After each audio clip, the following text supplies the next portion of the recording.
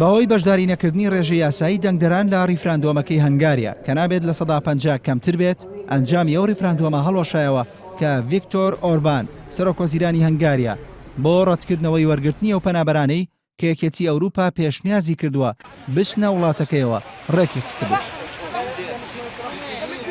پێشتر پێشبینی ئەوە دەکرا کە لە 95 هاوڵاتیانی هەنگاریا دژ بە پێشنیازی دابشکردنی پەنابەران بەسەر وڵاتانی یەکێتی ئەوروپا دەنگ بدەن، بەڵام لەگەڵ ئەوەشدا کە زۆربەی دەنگدەران دژی پێشنیازەکە دەنگیاندا ئەنجامی ڕیفراندۆمەکە ڕەت کرایەوە، چونکە ڕێژەی بەشداریکردن لە ڕاپرسیەکەدا لە 45 بوو.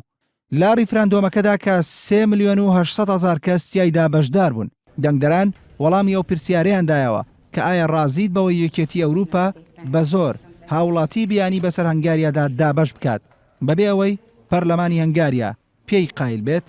لە کاتی دەنگدانیشدا لە یەکێک لە بنکەکانی دەنگدان لە شاری بۆدابست ڤیکتۆر ئۆربان سەرۆکوەزیرانی هەنگاریا ڕایگەیاند شانازی بەوە دەکات کە بوونەتە یەکەم وڵاتی ئەندام یەکێتی ئەوروپا وەڵامی ئەو پرسیارە بدەنەوە کە ئەویش نەخێرە.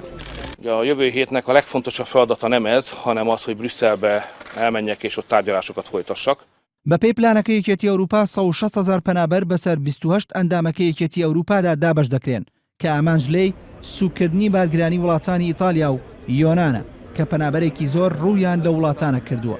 لای خۆشیەوە کۆمسیۆنی ئەوروپا جاختی کردەوە ڕیفراندۆمەکە هیچ کاریگەریەکی یاسایی نییە، چونکە بەرپرسیارەتی یاسایی چەسپاندنی بڕیارەکان دەکەوێتە ئەستۆی وڵاتانی ئەندام لە یەکێتی ئەوروپا.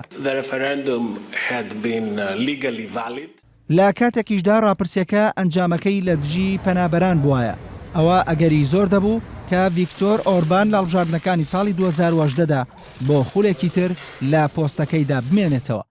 لە ساڵی 2015دا زیاتر لە 400,000 پەنابەر سنووری هەنگاریایان بەرە وڵاتانی دیکەی ئەوروپا بەزاند، بەرلەوەی سنووری ئەو وڵاتە لەگەڵ هەریەک لە سربیا و کرواتیا تەلبەند بکرێت.